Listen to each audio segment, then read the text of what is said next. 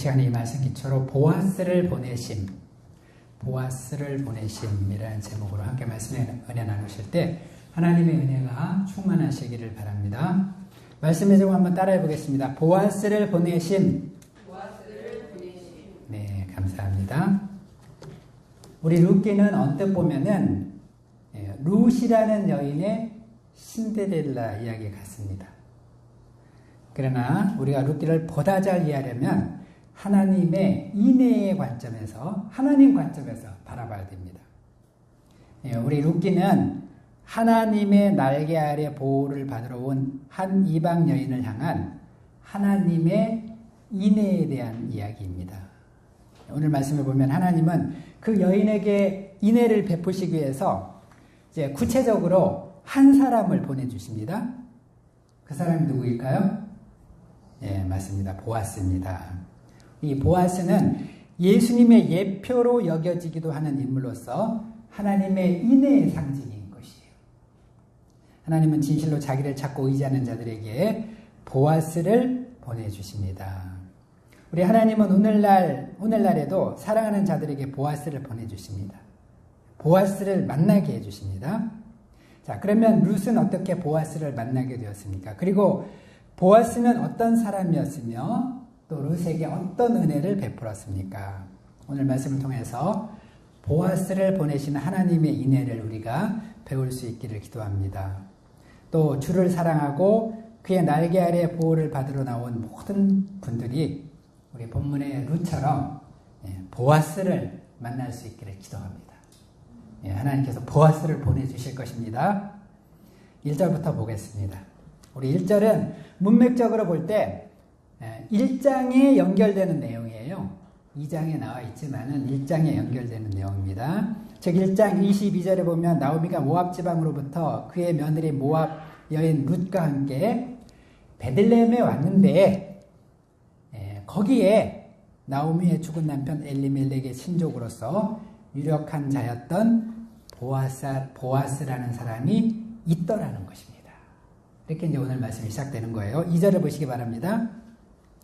모압 여인 룻이, 성경에서는 계속해서 룻이 모압 여인이었음을 상기시키고 있습니다. 우리가 이미 살펴본 것처럼 룻은 모압 여인이었습니다. 보잘것없는 이방 여인이었습니다. 그러나 하나님은 이런 룻에게도 인애를 베푸신다는 거예요. 하나님의 인애에는 제한이 없다는 것입니다. 2절을 다시 한번 보시기 바랍니다. 이방 여인 룻이 시어머니 나오미에게 이제 마침 때가 추수 때니까 일단 밭으로 나가서 누구에게든지 은혜를 입으면 그를 따라서 이삭을 주겠다 허락을 청하고 있습니다. 자, 이를 볼 때 룻은 어떤 여인입니까? 아무것도 할 수 없는 상황일지라도 낙심하고 손 놓고 있지 않았습니다. 낯선 이국 땅이요, 자기들의 일굴 땅은 없었지만은 그럼에도 불구하고 이제 남의 밭에 가서라도 이삭이라도 죽고자 하는 거예요. 열심히 일하고자 하는 여인이었다는 것입니다. 여러분, 하나님의 은혜는 누워있는 자들에게 임하지 않습니다. 누워서 잠자고 있는데, 게으름 피우고 있는데 은혜가 임했다. 이런 내용은 성경에 없어요. 하늘은 스스로 돕는 자를 돕는다는 말이 있습니다. 우리가 이삭이라도 죽고자 해야 된다는 거예요. 남들이 흘린 은혜. 이삭이라는 것은 남들이 그냥 흘린 은혜예요. 흘린 열매. 땅에 떨어진 은혜라도 죽고자 하는 겸손한 마음으로 도전하는 자들. 이런 자들에게 하나님은 은혜를 주신다는 것입니다. 3절을 보시기 바랍니다. 나오미가 허락하여 룻이 가서 이삭을 줍는데 우연히도 그곳이 어떤 곳이었습니까? 엘리멜렉의 친족 보아스에게 속한 밭에 이르게 되었다는 거예요. 자, 여기서 보면 우연이라고 했는데 이것은 룻의 관점에서 보면 우연이었지만은 하나님의 관점에서 보면 필연이었어요. 하나님의 섭리였습니다.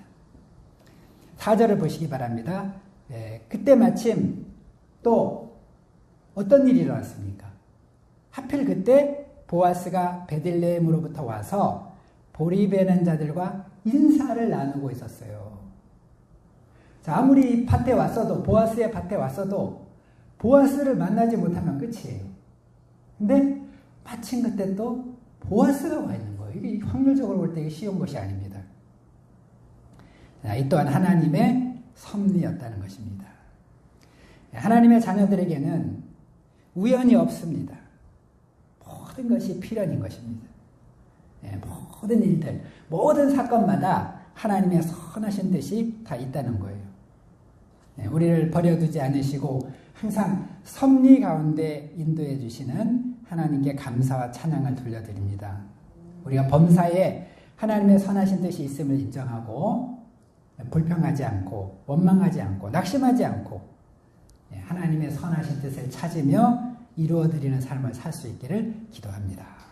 우리 4절을 보면 이제 보아스가 어떤 사람인가, 보아스의 성품이 나타나고 있습니다. 4절을 보시기 바랍니다. 마침 보아스가 베들레헴에서부터 와서 베는 자들에게 이르되 여호와께서 너희와 함께 하시기를 원하노라. 그렇게 하니까 또 그들이 대답하되 여호와께서 당신에게 복 주시기를 원하나이다. 이렇게 얘기를 하고 있습니다. 자, 이를 통해서 우리가 이 보아스가 어떤 사람인가, 그의 어떤 사람 됨됨이의 일단을 우리가 알 수가 있는 것입니다. 자, 이를 볼 때 보아스는 어떤 사람이에요? 자기 보리베는 자들이잖아요. 일꾼들이에요. 일꾼들에게도 아주 친절하고 또 그들을 축복해주는 은혜가 넘치는 사람이었다는 것입니다. 또 반면에 그러니까 사람들도 그 보리를 베던 사람들도 어땠어요? 보아스를 하나님께서 축복하기를 원한다 이렇게 했습니다. 사람들로부터 정말 그 신망이 두터운 이런 은혜가 넘치는 사람이었다는 것을 알 수가 있습니다. 자, 이런 보아스가 5절에 보면 룻에게 관심을 갖기 시작했습니다. 5절 말씀에 보면은 이는 누구의 소녀냐? 사환에게 물었죠. 이는 누구냐는 관심의 표명입니다. 하나님은 이제 룻에게 인애를 베푸시기 위해서 보아스의 마음에 룻에 대한 관심이 일어나게 하신 것입니다. 그래서 그가 누구인가 하는 관심을 갖게 된 거예요. 이에 사환이 자신들이 아는 바와 겪은 바를 말해줍니다. 이는 나오미와 함께 모압 지방에서 돌아온 모압 소녀인데 그의 말이 나로 베는 자를 따라 단 사이에서 이삭을 죽게 하옵소서 하였고 아침부터 와서는 잠시 집에서 쉰 후에 지금까지 계속하는 중이니이다. 자, 이를 볼 때 룻은 아주 예의가 바른 사람이었어요. 당시에 남의 밭에 가서 이삭을 줍는 것은 율법에 어긋나는 일이 아니었습니다. 이제 흘리고 간 거 줍는 거니까. 그럼에도 불구하고 룻은 먼저 가서 물었습니다. 주셔도 되냐? 허락을, 은혜를 구했죠. 그리고 또 허락을 받은 이후에는 어떻게 했습니까? 잠깐 집에, 여기서 집은 자기 집이 아니라 그 밭에 임시로 이렇게 놔둔 휴게소 같은 그런 천막 같은 그런 곳을 말하는 것 같습니다. 그래서 잠깐 쉰 거 외에는 계속해서 이제 일을 했다는 것입니다. 얼마나 겸손하고 또 부지런한 여인이었는가 하는 것을 볼 수가 있습니다. 자, 이런 룻에 대한 평가는 안 그래도 호감을 가지고 있던 보아스의 마음에 더욱 확신을 주었습니다. 그래서 이제 8절에서 16절에는 보아스가 룻에게 베푼 은혜가 나오는 것입니다. 먼저 8절을 보시기 바랍니다. 8절에 보면 보아스는 룻에게 이제 이삭을 주우러 다른 밭으로 가지 말고 여기서 떠나지 말고 자기의 소녀들과 함께 있으라고 권합니다. 다시 말해서 여기 있으라는 거예요. 딴 데 가지 말고 여기 있어라. 보아스가 왜 다른 곳으로 가지 말고 여기 있으라고 했을까요? 생각해 볼 때 보아스는 우선 룻이 다른 곳을 이렇게 전전하다가 보면은 혹시라도 굶주리거나 또 각종 상처나 피해를 당할 것을 염려했던 것 같습니다. 우리 김동인의 소설 중에 감자라는 소설이 있어요. 읽어봤어요? 그 감자라는 소설을 보면 복녀 이야기 나옵니다. 복녀. 아주 어렵게 사는 여자니까 남의 이제 집에 가서 밭에 가서 막 일을 합니다. 그러다 겪는 비극적인 이야기예요. 보아스는 아마 이런 일들을 염려했지 않았는가. 또 이제 보아스가 룻에게 여기 있으라고 한 것은 약속의 의미도 당연히 있겠죠. 여기 있으면 어떻게 해주겠다는 거예요. 여기 있으면은 이제 양식을 충분히 공급받을 수 있도록 배려해 주겠다는 것입니다. 여러분, 당장 먹을 양식이 없어서 전전긍긍하던 룻에게 이보다 더 큰 기쁜 소식이 어디에 있겠습니까? 보아스는 룻의 현실적 어려움과 필요를 잘 알고 있었습니다. 그리고 그 어려움과 필요를 이제 채워주고자 한 것입니다.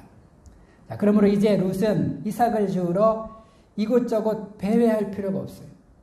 오직 보아스의 밭에 머물면 됩니다. 얼마나 감사하고 정말 반가운 일인가. 정말 은인이 나타난 거예요. 귀인이. 우리 인생을 살다 보면은 하나님께서 이렇게 귀인을 보내주시는 때가 있다는 것입니다. 요한복음 6장 35절과 37절에 보면은 우리 예수님께서도 말씀하셨습니다. 예수께서 이르시되 나는 생명의 떡이니 내게 오는 자는 결코 줄이지 아니할 터이요 나를 믿는 자는 영원히 목마르지 아니하리라. 또 37절에 보면 그렇습니다. 아버지께서 내게 주시는 자는 다 내게로 올 것이요 내게 오는 자는 내가 결코 내쫓지 아니하리라. 예수님께서도 이렇게 초청해 주신 것입니다. 요한복음 15장 4절에 보면 예수님은 또 말씀하셨습니다. 내 안에 거하라. 나도 너희 안에 거하리라. 가지가 포도나무에 붙어 있지 아니하면 스스로 열매를 맺을 수 없음 같이 너희도 내 안에 있지 아니하면 그리하리라. 누구든지 예수님께로 오면 줄이지 않게 해주시겠다는 것입니다. 생명의 떡을 주시겠다는 거예요. 결코 줄이지 않겠다고 약속하셨어요. 그렇기 때문에 우리는 어떻게 되겠습니까? 다른 데로 가지 말고 어디 안에 있어야 돼요? 예수님 안에. 예수님 안에 거해야 됩니다. 이삭 주우러 이곳저곳 기웃거리거나 배회할 필요가 없습니다. 우리가 이렇게 다른 데 자꾸 한눈을 팔다 보면은 아까 말한 그 감자에 나오는 복녀처럼 당할 수가 있어요. 복녀처럼 될 수가 있습니다. 예수님은 우리의 필요를 다 아신다는 것입니다. 나에게 무엇이 가장 절실한가? 알고 계세요. 그리고 이제 정말 우리 예수님은 또 어떤 분이시냐? 보아스보다도 더 힘이 있고 능력이 많으신 분이십니다. 우리가 예수님을 믿고 예수님 안에 거하는, 딴 데 가지 말고 여기 있으라. 예수님 안에 품 안에 거하는 복된 자들이 되기를 기도합니다. 9절을 보시기 바랍니다. 보아스는 계속해서 룻에게 어떻게 행할 것을 가르쳐 줍니다. 9절을 다 같이 읽겠습니다. 시작. 그들이 베는 밭을 보고 그들을 따르라. 내가 그 소년들에게 명령하여 너를 건드리지 말라 하였느니라. 목이 마르거든 그릇에 가서 소년들이 길어온 것을 마실지니라 하는지라. 자, 보아스는 룻에게 보아스의 일꾼들이 보리 베는 것을 보면서 그들을 따르라고 말했습니다. 일꾼들을 따르며 이삭을 주우라는 거예요. 자, 주의 보아스의 일꾼들을 따라가면서 이삭을 줍는 것이 가장 안전하고 확실한 길인 것입니다. 자, 이 말은 신약 성경적으로 해석해 보면은 교회의 일꾼들이 추수하는 것을 보면서 그들을 따르라는 말과 같습니다. 우리 보아스의 밭은 신약 성경적으로 해석하면 교회를 말해요. 이 밭을 떠나지 말라. 교회를 말하고 또 일꾼들은 지도자를 말하는 것입니다. 다시 말해서 주님의 교회에 거하며 지도자들의 인도함을 따라서 추수에 동참하라는 거예요. 우리가 일용할 양식을 얻고 풍성한 알곡을 거두는 가장 확실한 길이 뭐냐? 우리 생명의 열매를 맺는 가장 확실한 길이 뭐냐? 주님의 몸된 교회에 거하며 지도자들의 인도함을 따라서 생명의 양식을 거두는 추수하는 일에 충성을 다하는 것입니다. 9절을 다시 한번 보시기 바랍니다. 보아스는 소년들에게 룻을 건드리지 말라고 당부했다고 말합니다. 혹시라도 룻이 누군지 모르고 또 그 사원들이 찝적될까봐 다 이렇게 미리 얘기를 해놨다는 것입니다. 우리 예수님도 마찬가지예요. 예수님께도 주의 종들에게 자기 자녀들을 함부로 대하지 않도록 여러 곳에 경고하셨죠. 우리 교회 지도자들, 종교 지도자들, 예수님의 제자된 자들, 교사되고 또 목회자들, 주의 양무리들을 귀하게 여기라고 성경에서 반복해서 가르치고 있다는 것입니다. 9절 하반절을 보시기 바랍니다. 보아스는 또 룻에게 이야기합니다. 일꾼들이 길어다 놓은 물을 마셔도 된다.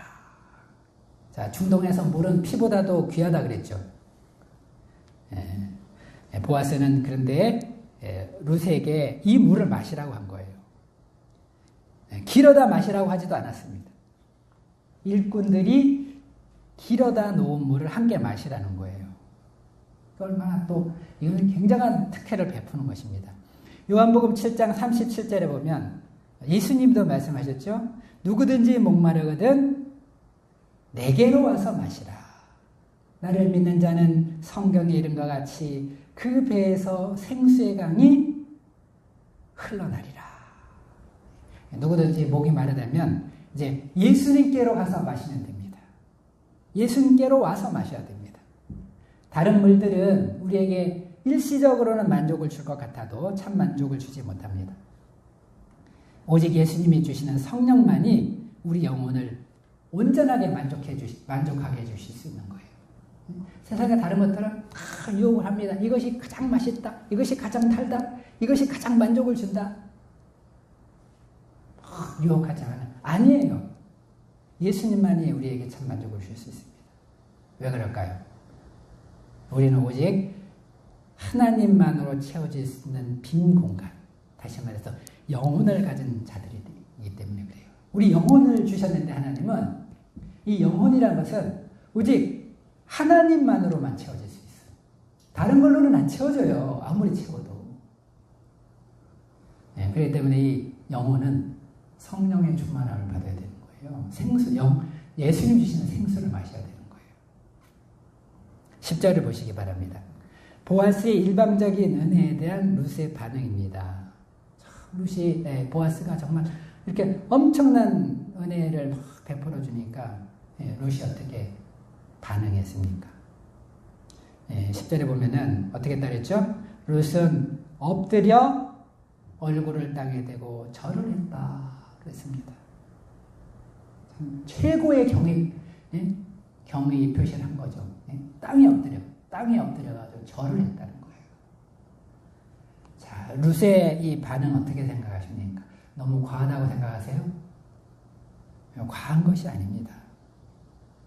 보아스가 룻에게 베푼 은혜를 생각한다면 정말 10번을 엎드려 절을 해도 아쉬울 것이 없는 그런 은혜인 것입니다.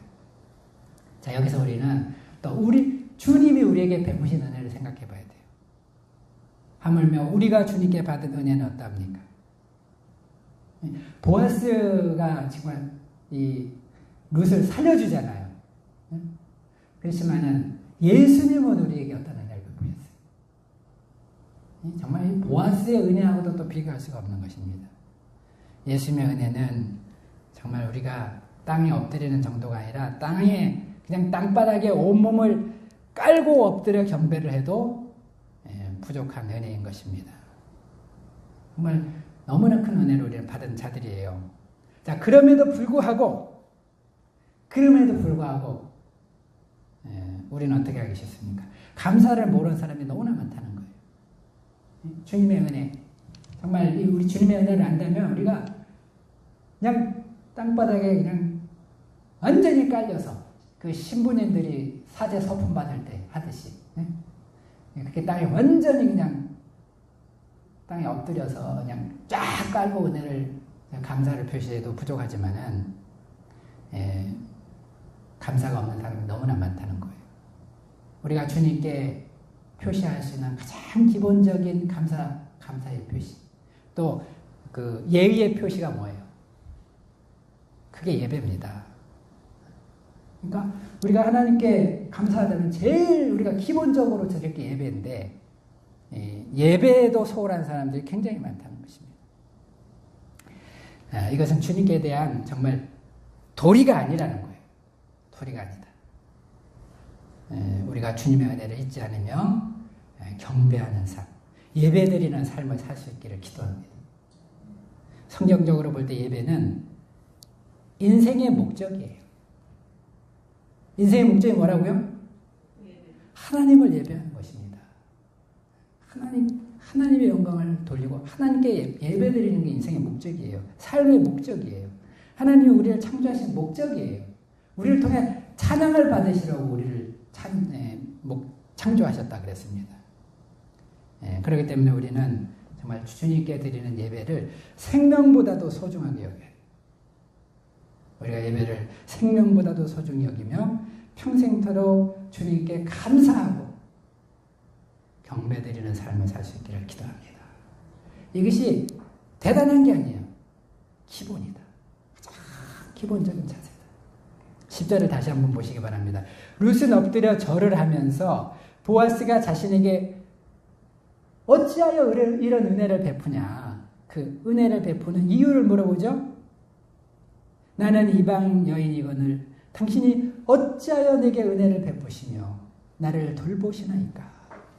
이럴 때 그는 자신을 잘 알았어요.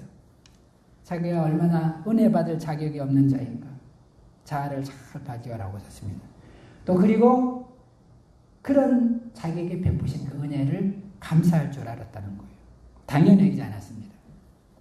자, 11절과 12절은 이에 대한 우리 보아스의 대답인데요. 11절, 12절이 사실 오늘 말씀 가장 중요한 구절입니다. 먼저 11절을 보시기 바랍니다. 11절은 보아스의 대답이에요. 은혜를 베푸는 이유입니다. 자, 본래 은혜라는 것은 무엇입니까? 은혜라는 것은 카리스. 하나님께서 값없이 베푸시는 선물이에요. 그냥 이유가 없어. 그냥 값없이 베푸시는 선물이지만은, 그렇지만 또 동시에 하나님께서 은혜를 베푸실 때에는 은혜 베푸실 만한 자들에게 또 은혜를 베푸세요. 보아스의 대답에 의하면 보아스가 이렇게 큰 은혜를 베푼 이유는 두 가지입니다.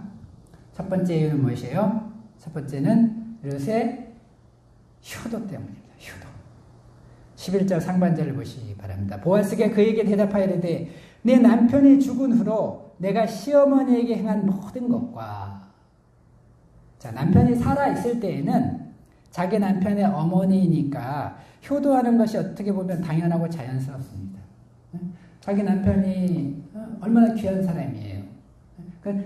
그런 남편의 어머니니까 효도하는 게 당연하죠. 그러나 룻의 경우는 어때요? 남편이 죽었어요. 성경에서 율법에서 죽으면 자유하게 된다고 했습니다. 더군다나 자식도 없었어요. 이제 시어머니와 룻의 사이를 연결하는 어떤 끈도 없는 것입니다. 자, 그러나 그럼에도 불구하고 룻은 어떻게 했어요? 시어머니 나오미를 이전과 동일하게 공경했다. 아니, 그 이상으로 공경을 했어요.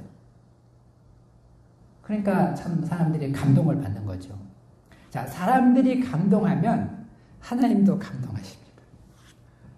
이거 알아야 돼요. 사람들이 감동하면 하나님도 감동하세요. 그리고 반드시 복을 주시는 것입니다. 무엇보다도 5계명에는 약속이 있는 계명입니다. 5계명은. 내 부모를 공경하라. 그리하면 내 하나님이 내게 준 땅에서 내 생명을 기리라. 약속이 있어요. 에베소서 6장 3절에도 보면 내가 잘되고 땅에서 장수하리라고 했습니다. 잘 된다는 말이 복을 받는다는 말이에요. 똑같은 말이에요. 우리 효도하면은 잘 된다는 거예요. 모든 것이. 복을 받고 또 생명도 길게 되는 것입니다. 장수도 할 수 있다는 거예요. 우리가 룻처럼 효도하여 복을 받고 장수하기를 기도합니다. 두 번째 이유가 있습니다. 두 번째 이유는 그의 믿음의 결단 때문입니다. 사실 이게 더 중요하죠. 11절 하반절을 보시기 바랍니다. 네 부모와 고국을 떠나 전에 알지 못하던 백성에게로 온 일이 내게 분명히 알려졌느니라 그랬습니다. 자, 아무리 귀한 것이 있더라도 우리가 아무리 귀한 것이 있더라도 부모와 고국을 떠나 낯선 땅으로 간다는 것은 정말 쉬운 일이 아닌 것입니다. 저는 이제 가끔 가다가 그 북한에서 탈북한 분들 보면요. 참 그런 생각할 때가 많습니다. 와, 정말 얼마나 그 자유가 그렇게 아주 간절했으면은 부모하고 그 땅을 다 떠나가지고 올 수가 있을까? 룻이 바로 그렇게 했다는 것입니다. 룻은 하나님의 백성이 되고 하나님을 하나님으로 섬기기 위해서 모든 것을 버린 거예요. 정말 쉽지 않은 결단이라는 것입니다. 이것은 이제 하나님께 모든 것을 건 거예요. 이 세상을 다 포기하고라도 하나님께 이제 모든 것을 걸었어요. 올인한 것입니다. 생명을 걸었어요. 그러니까 이 보아스는 이 룻의 결단을 들었을 때 너무나 귀하게 여겨졌습니다. 더군다나 그 보아스의 어머니가 누구예요? 보아스의 어머니가 누구죠? 보아스의 어머니가 라합이에요, 여러분. 응? 가나안 이생 라합이야. 자기 어머니도 그런 이방 여인이었어. 근데 정말 하나님의 백성을 택했잖아요. 그냥 생명을 걸고. 그러니까 이 보아스는 룻을 볼 때 더 애틋한 마음이 드는 거예요. 그래서 모든 은혜를 베푼 것입니다. 우리 지난주 말씀처럼 룻의 선택은 최고의 선택이었습니다. 왜 그랬다 그랬어요? 이 선택이야말로 죽음에서 벗어나 생명으로 들어가는 선택이요, 저주에서 벗어나 축복으로 들어가는 선택이요, 지옥에서 벗어나 어디로 들어가요? 천국으로 들어가는 선택이다. 자, 이보다 더 귀한 선택이 있습니까? 최고의 선택입니다. 우리도 룻과 같이 선택할 수 있기를 기도합니다. 룻과 같이 우리도 살아야 돼요. 또 이미 선택한 분들은 어떻게 해야 돼요? 선택한 분들은 평생토록 이 선택을 지켜야 되겠죠. 제가 이제 요즘 전도하다 보면은 가나안 신자들 종종 만납니다.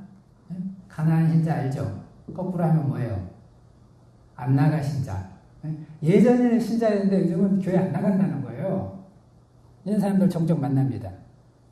근데 놀랍게도요, 그들 중에 보면은 권사님들도 많아요. 권사님들. 내가 원래 권사였대. 장로님은 별로 못 만났어요. 근데 권사님들 꽤 있어요. 과거에 권사까지 했는데 안 나간다는 거예요.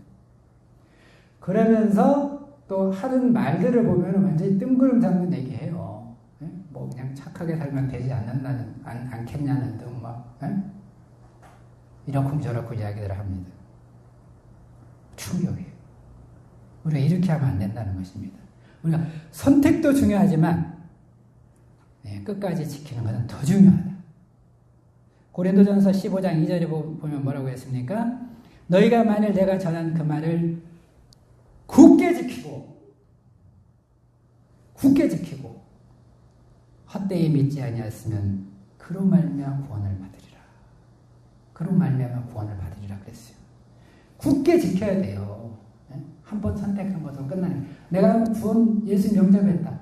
다 끝난 건 아닙니다. 굳게 지킬 수 있기를 바랍니다. 아멘.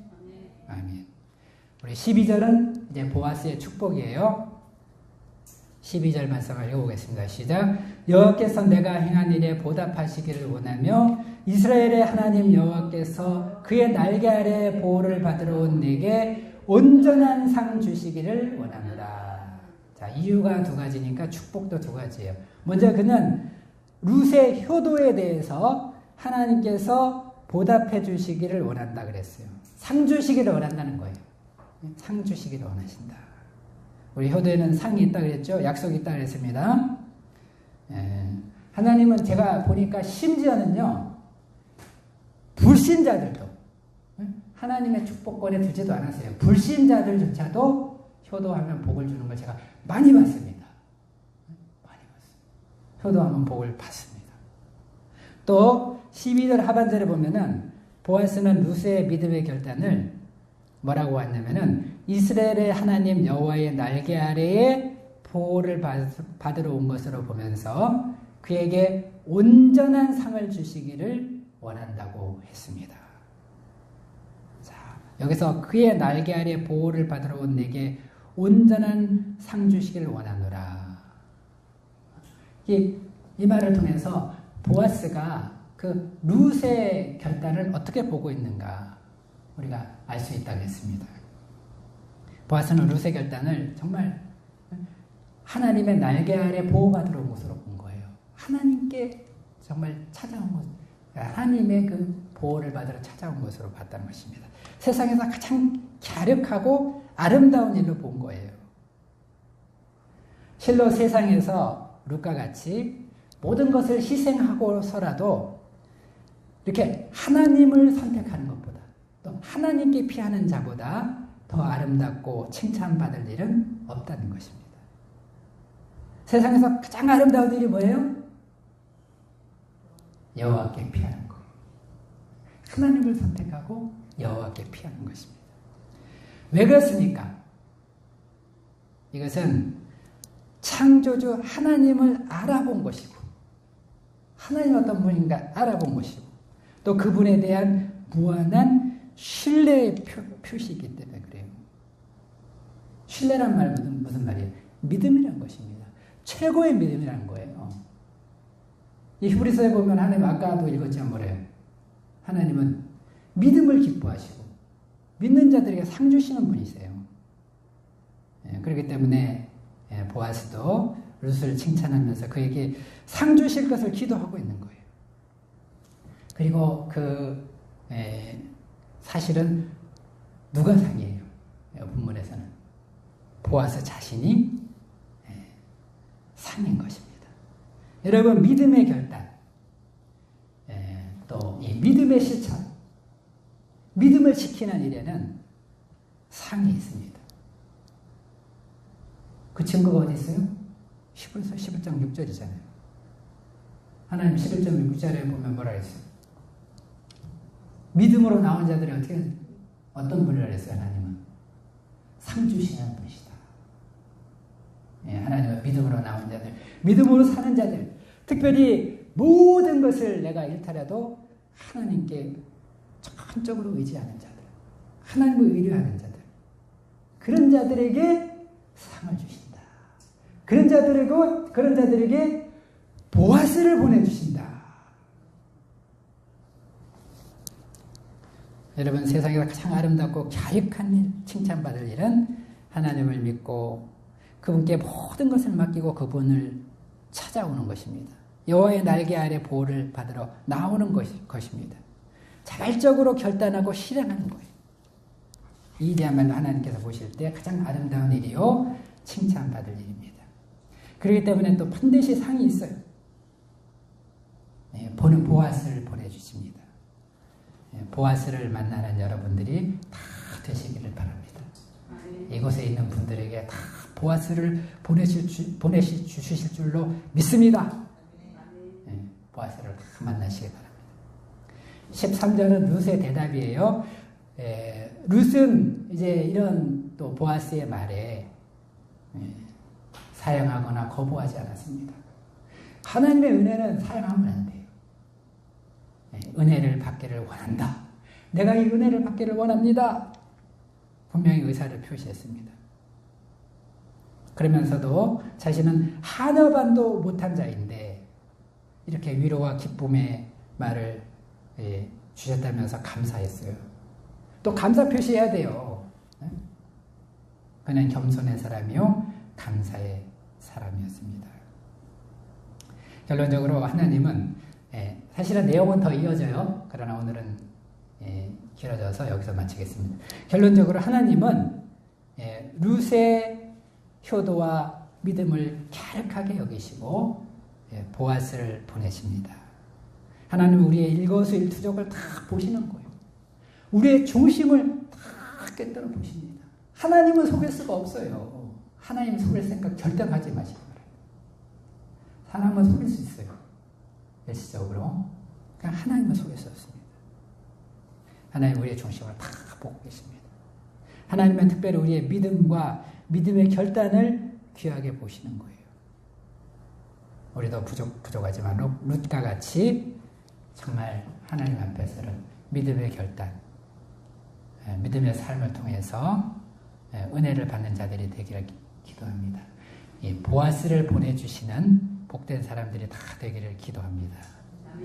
룻을 알아봐 주시고 보아스를 보내주시는 하나님의 측량할 수 없는 은혜, 한없는 인애, 하나님의 정말 풍성하시는 자비와 사랑을 감사 찬양드립니다. 할렐루야.